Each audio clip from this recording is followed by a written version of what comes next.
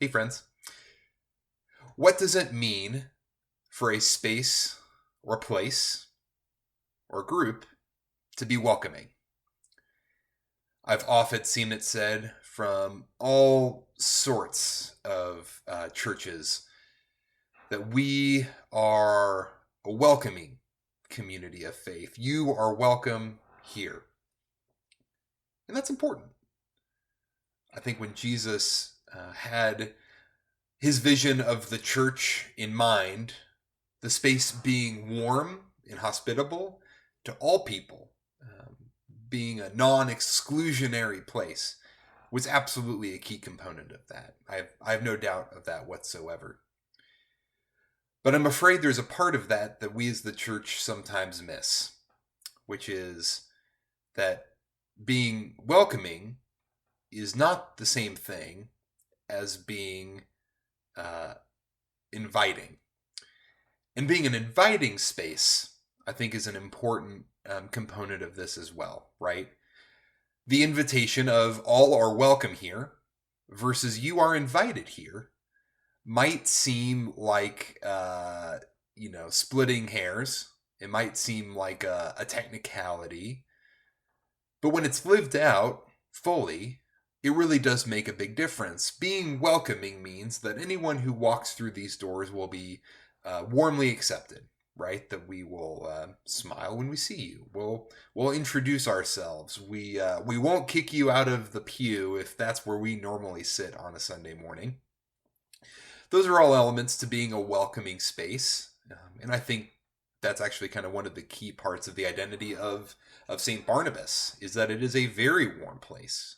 And I've heard from so many people that when they visited for the first time, that warmth was very noticeable and was one of the key reasons why they kept coming back. And to be perfectly honest, that was true for me and my family as well as we were going through the call process. That warmth being felt, of course, by the search committee that called me, but then very quickly by everyone else in the congregation too. Being invitational, though, is a little different, right? It goes beyond saying that if you show up on our doors, we're going to be kind to you. It's going out of your way to tell someone that you are invited, that your presence here is important to us. We would like for you to be here. It's not passive, right? It's active. We're Presbyterians. We're in the main line of Christian denominations. And so I think oftentimes we get a little bit nervous about having an invitational component to worship or to anything else at church. We start getting into that realm of evangelism, right? And of the thing that I think we all fear, right? Which is that we've seen lots of examples of people within the Christian faith going, or should I say, abusing the idea of being invitational to the point of being harmful, right? Come to our space. You should come to our space because if you don't, bad things will happen to you, or using what I think might be fairly labeled as hateful messages of exclusion to say that, you should come here. Don't be like those other people. Let me tell you how bad those other people can be. We've seen invitation to be used almost as a weapon, right? And I am the first to say, I have no interest in that. I don't believe that's what Christ calls the church to be. But I do believe that Christ calls the church to be invitational. Because while it's very important that we have a space in a community that is warm for people to be welcomed into, if they do decide that they want to be a part of it, there's a part of our charge as Christians that isn't passive, that is active, that needs to be invitational, because we have good news to share. We are in the week of Pentecost, right? The season of Easter is coming to an end. The truth of Easter, the truth of resurrection and of eternal life, and of joy and hope and peace and love in this world. It's too powerful not to share. And the way that the Spirit moves in our world as we celebrate on Pentecost means that we have the capability of spreading that good news, and that we have a mandate to do it. Now, that doesn't mean necessarily going door to door and handing out tracts and sharing our faith stories with anyone who does or might not want to listen. But it does mean that we can have a confidence in inviting people into conversation or into seeing what the life of faith that we hold to be so important can look like for them.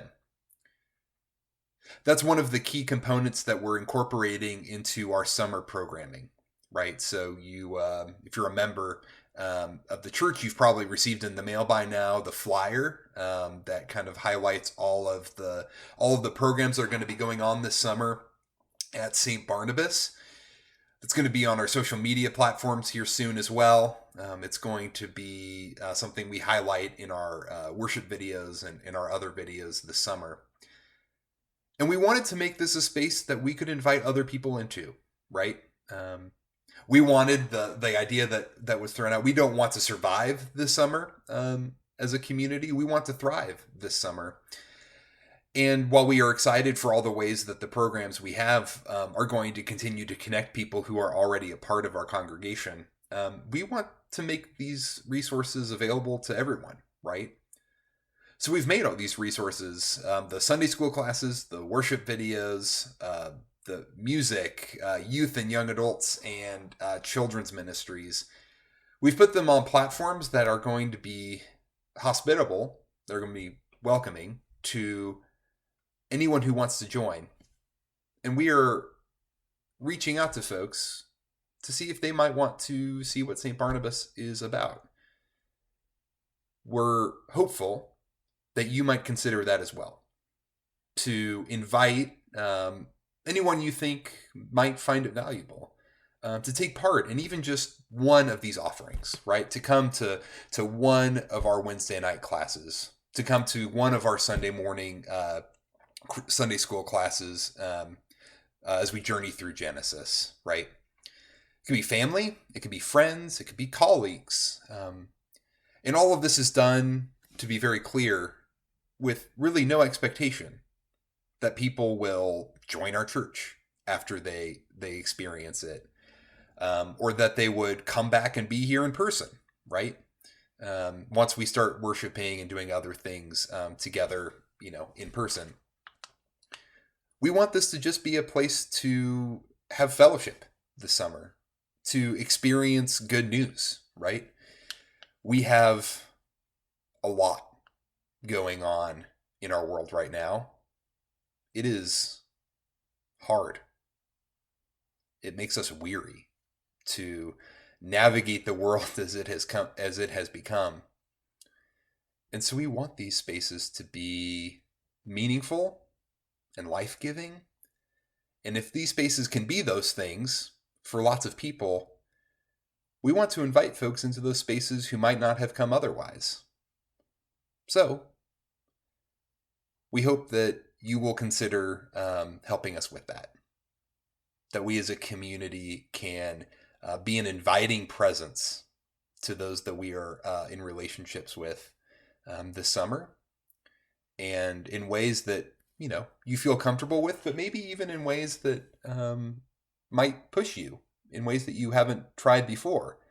The great thing about doing ministry online is that the threshold for becoming active or taking part in something is really, really low. You don't have to get out of your house and drive and go find a new space that you've never been to before. It's as simple as emailing someone a link, or texting them the information for a Zoom call, or passing along the name of our YouTube page so that they can see it. Once again, we're not expecting commitment from anyone that we reach out to this summer. We just hope that we can, in our own small way, bring joy and hope to the world in a time where we really need it. Reach out to us if you have any questions, if you'd like any suggestions for ways that you can be an invitational presence. And know that we look forward to all the ways that we're going to be church together over these next few months. Be at peace, friends. Happy Pentecost. Talk again soon.